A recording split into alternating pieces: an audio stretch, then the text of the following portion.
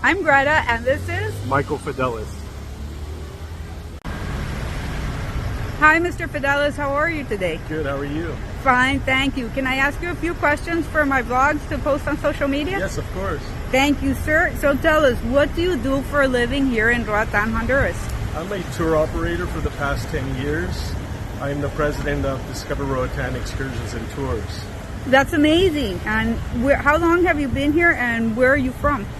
So originally I'm from the States, and I came as a tourist and vacationer back in 2013, and I fell in love with the island and the people, and I decided with my entrepreneurial mind to start a business here.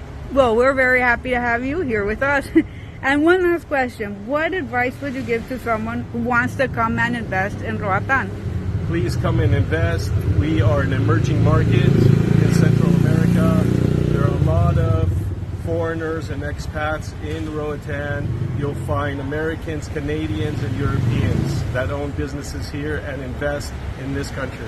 Well, thank you very much for all that you do to help boost the economy here in Roatan, and thank you very much for your time. I appreciate it. Thank you. Have a great day, sir. You do the same. Thank you.